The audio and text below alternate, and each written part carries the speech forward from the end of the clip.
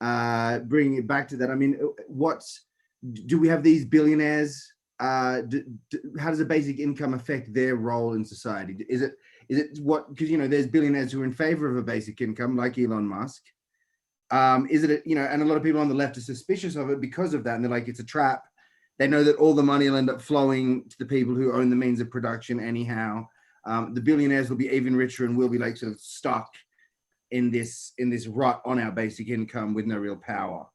What do you say to that? There's a train of thought that says that a good welfare system is riot insurance.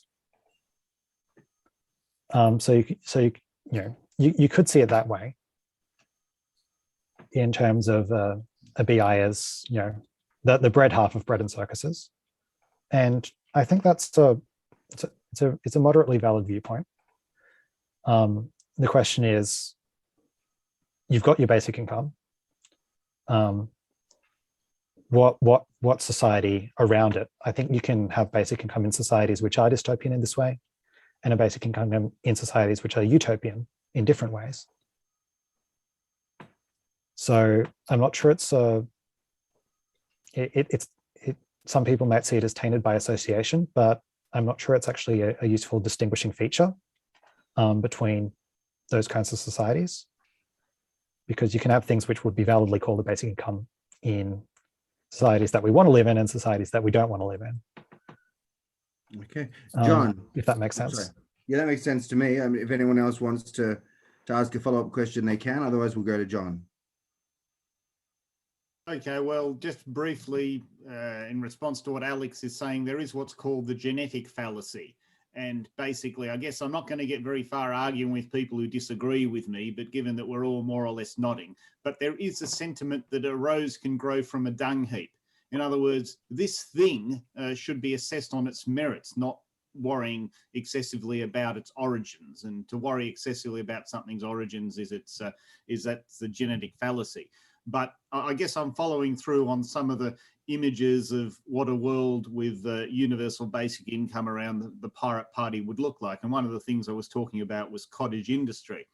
But I think in this group, where people aren't probably going to be too fond of job guarantee, but in our discussions when we were contrasting universal basic income to job guarantee, one of the problems with a job guarantee is that will only ever let you really do, lawn mowing at the local sports field or whatever.